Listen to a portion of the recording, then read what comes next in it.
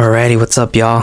So, the topic of today is how to allow yourself to breathe in the world full of distractions. So, how do you breathe? How do you take time? How do you just, you know, breathe when there's so much going on, pretty much. So, I have 4 steps for you guys. So, I'll get right into it. Step number 1, take time. What does that mean, Kyle? Well, here it is.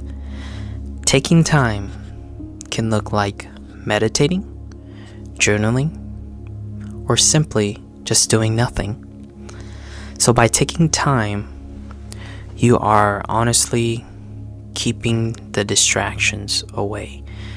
And honestly, for me, my distraction is my phone. My phone going through social media, my phone going through just, shorts and all the other things that are on my phone. So by taking time, I honestly set a timer for myself, whether that's like an hour or 2 hours, and I just put my phone away, and then my timer will be on my Apple Watch here. And honestly, I love playing instrumentals, like just melody instrumentals in the background, and just sitting and meditating, And I feel that for me, it helps me to mentally decompress, like my thoughts, my feelings, or anything that I am feeling, at the moment there. And by taking time, it helps me just release. And honestly, it helps me to release just everything, and just to simply be quiet and at peace. Peace is the word I was looking for, but simply taking time to find your peace. And honestly, another thing I truly like to do is journaling. Journaling I find helpful when I don't know how to articulate my words in my brain, so I literally write everything out on a piece of paper, like everything, exactly how I'm feeling. And it's just like, I am feeling kind of angry right now because this lady cut me off, but I forgive her. I don't want this to ruin my day, and you just write it out. By journaling, you are honestly mind dumping, and by taking that time to mind dump, you are initially finding your peace there. And that's point number 1, taking time. Taking time to meditate, journal, or do nothing. And simply, and first and foremostly, getting rid of the distractions and breathing.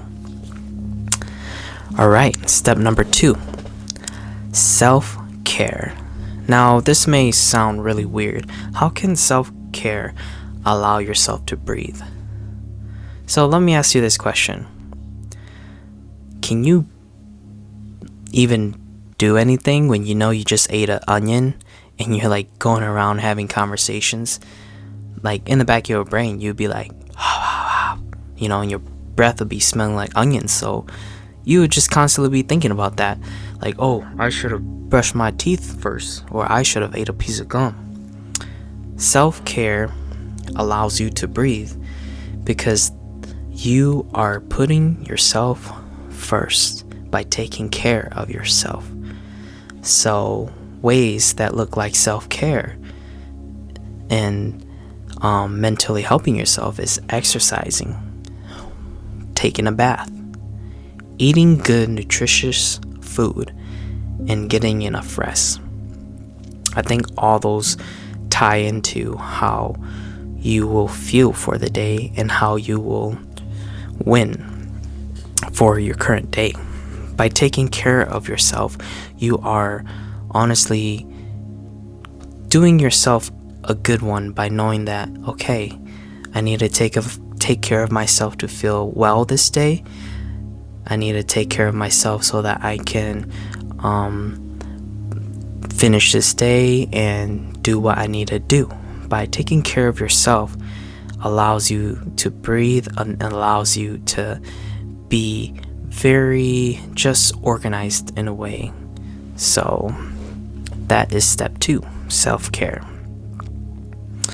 Alright, step number 3.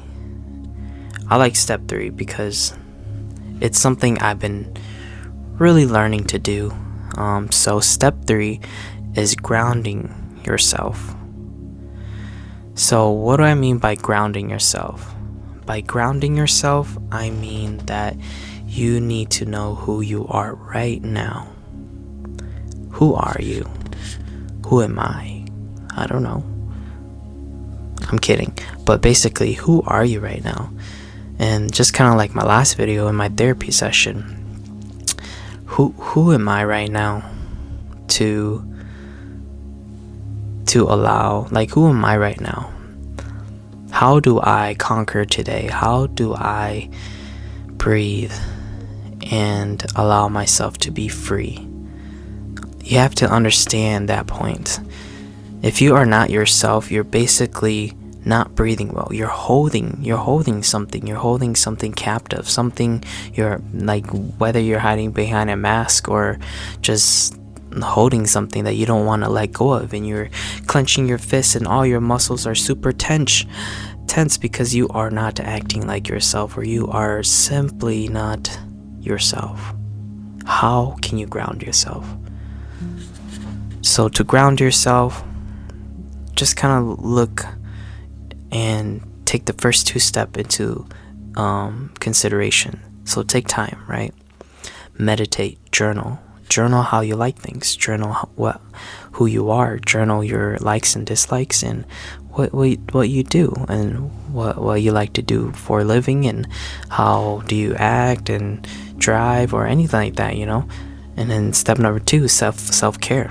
Self-care is taking care of yourself, exercising, getting steps and eating right.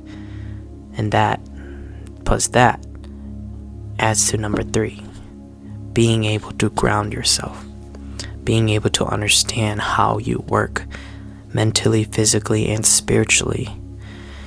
By grounding yourself, you know your values, you know your importance. And this is not to say to increase your pride or your ego or anything, but it's truly just, do you know who yourself when people tell you not? Do you know yourself when the world distracts you or influences you? And that's the right word to put it. Like, there's so much distractions in this world that it can come to a point of influencing who you think you are to be. So if we truly look at it, social media, let's say for example, gym topic, social media posts photos of gym bros, gym girls, and they're so jacked and super buff and everything. But realistically, can we truly achieve that? Yeah, maybe, with like enhancements and hard work. But the influence of that, is that even you?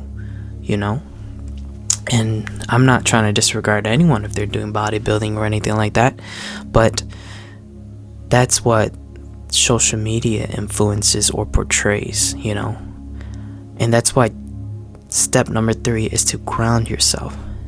Aside from all the influence, aside from what the world is distracting you with, whether that's like I said, social media, YouTube, or just things that are saying you should be like this, you should be like that. You have to ground yourself, like, who am I really? And you find that through meditation, self-care, exercise, and that will truly ground yourself. And for me, how I ground myself, or how I kind of just be like, this is me, is that I know that I tend to get overwhelmed when I have too much on my plate. So I need to take some time. Step number 1, right? And then when I'm taking time to take care of myself, self-care. For me, a self-care I do a lot is getting 10,000 steps a day. And I've been on a hot streak, to be honest. I'm at 5,000 steps right now. Oof, I need 5,000 more before 12 p.m., but I'll get that done by the night. But basically, you see all my, see if you guys can see that. You see all my steps there? I've been on a hot streak for 10,000 steps each day. It's been amazing. Oh, don't count that one. but 13 days straight, that was my self-care, and honestly, it's been helping me tremendously. Take time, self-care, to be able to find yourself and ground yourself, and knowing who you are, your values. Don't let people depreciate your values, because people will say this and that about you, but don't let that sway you.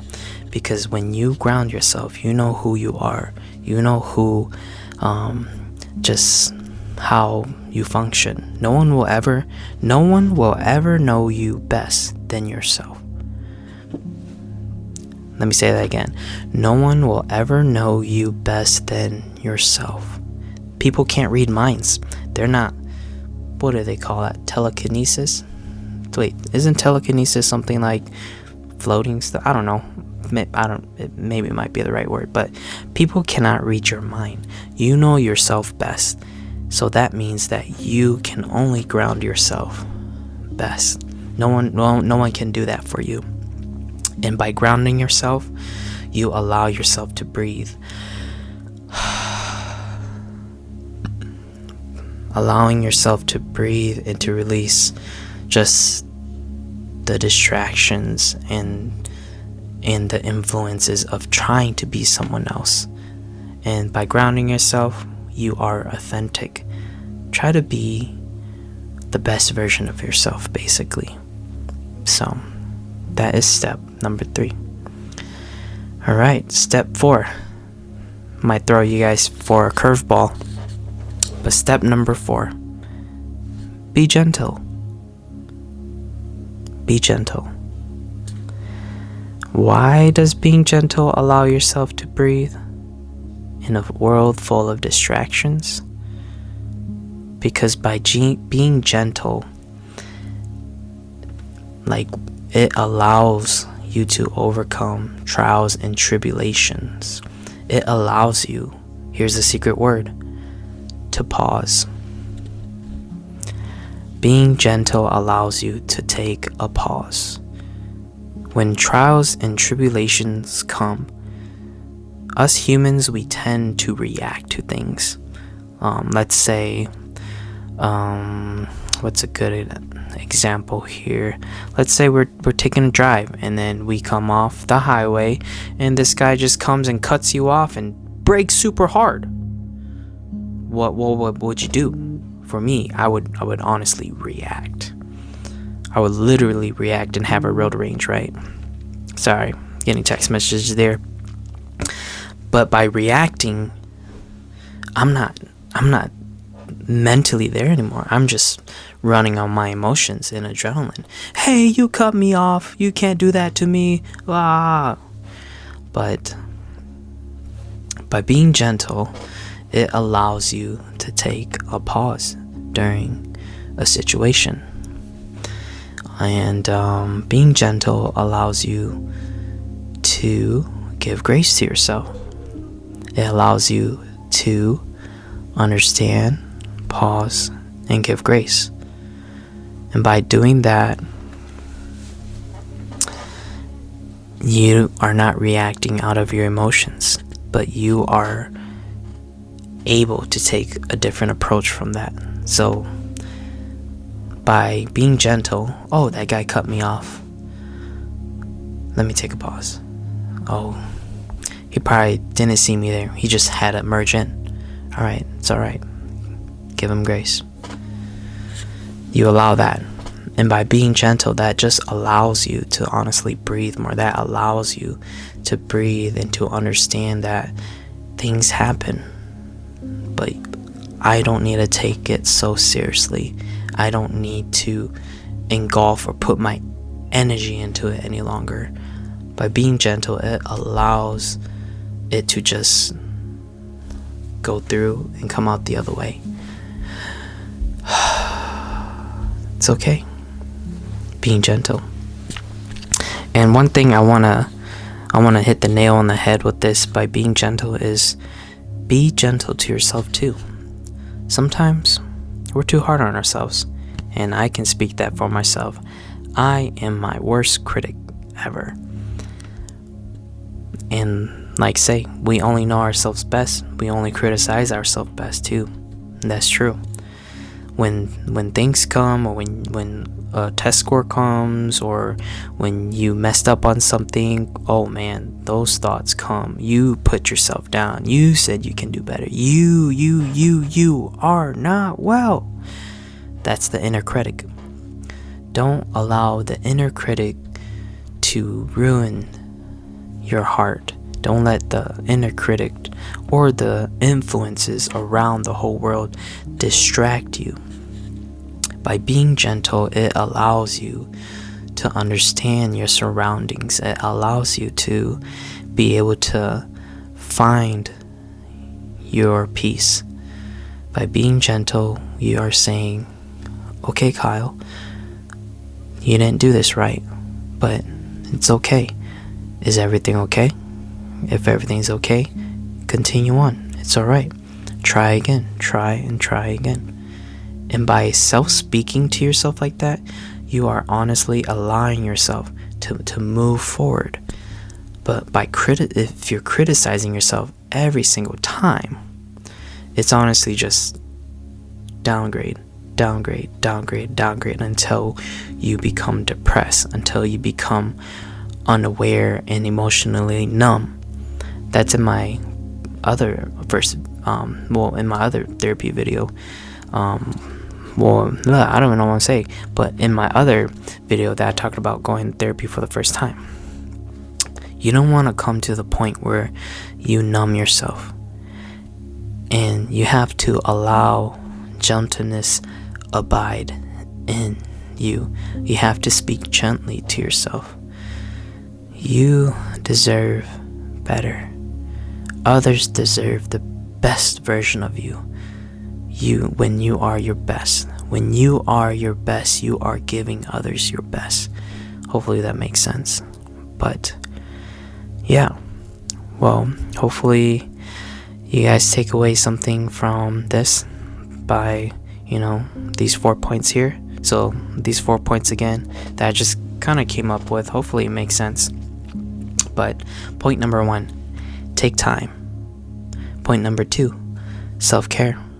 Point number 3, grounding yourself. And point number 4, be gentle. But yeah, hopefully you guys take something away from this, and hope this is encouraging to you guys, and inspires you guys to allow yourselves to breathe in a world of distraction.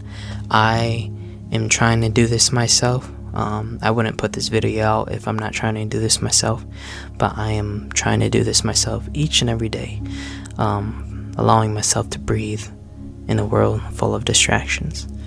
So yeah, thank you for being in the moment with me. I'll catch you guys on the next video. Peace out.